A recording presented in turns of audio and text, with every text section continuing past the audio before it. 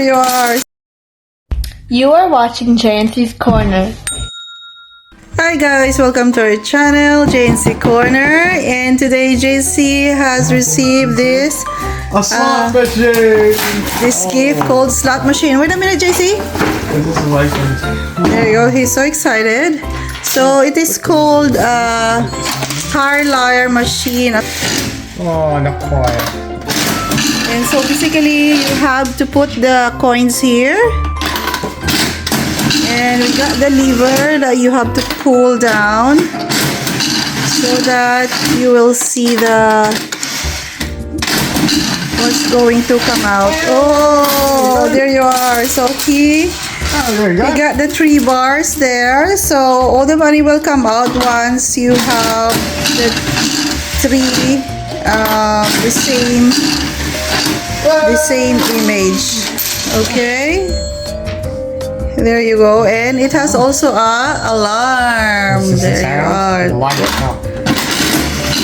And in order to activate this alarm, you should put a battery. Wait a minute, JC. I'll show them the battery. Wait, JC. So you have to put a battery at the back.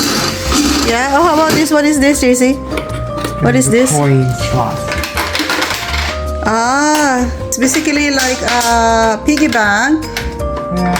So you can put coin here and then it will collect on the bottom, and then you can open it once you want to get all your money.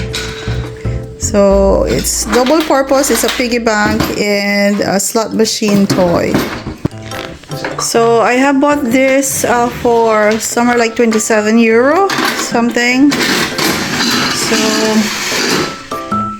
there he is. He's so happy to have it. He's been asking it for this Christmas.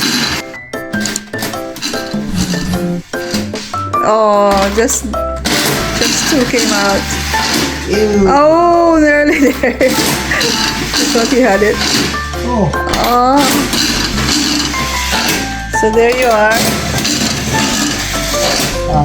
So it doesn't matter what coin are you going to drop there, JC. Yeah? Any coins will do.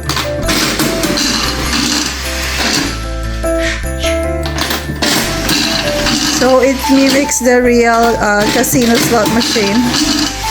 So guys, I'm going to put the link on the description box below if you want to buy these products. So once you have finished watching this video, check out our description box. There, your money you're running out of money, JC. Almost 3 came out. Look at that. You got lots of money earlier. It's running out now.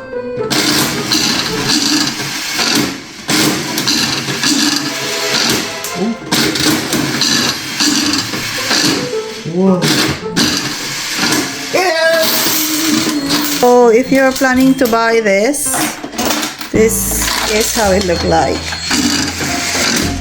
So okay.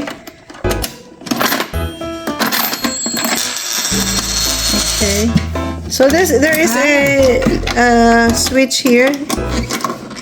What is this? It's an alarm. For the alarm. Okay. So it's Las Vegas, Nevada. Woo!